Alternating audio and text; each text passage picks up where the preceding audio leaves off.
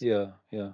So this is an entire marination process before you actually get him into the ecosystem. So Sure. these are things that colleges today that are forthcoming. I work with Vishwakarma not just because of Okay. that, but a lot of colleges are not doing this, but Vishwakarma is doing it right now. Sure.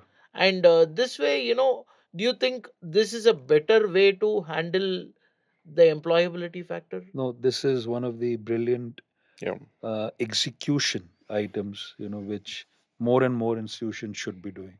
Yes, absolutely, yes. Yeah. Such as what is Typically, your take? so what I've seen is like the tenure at which somebody joins an organization.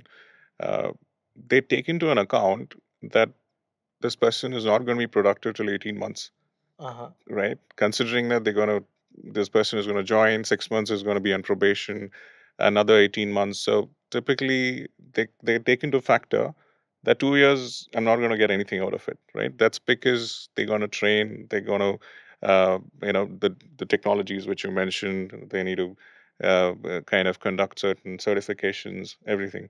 But if this method is adopted, nothing like it, right? Because they already have got somebody who's gone through the grind, and the time period can be reduced. Even if it's reduced between 8 months or 9 months, nothing like it. At the moment, I would say it's about 2 years timeline. They don't expect at all, right? I know in terms of culture aspects of it, in terms of certain behavioral aspect, if things are not aligned, they don't, belong in that company.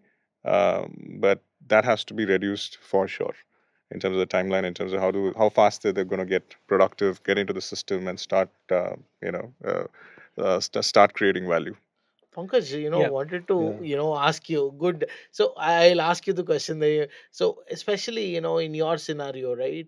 When you get talent and then you make them employable, right? So you invest a lot of time and Yeah. effort.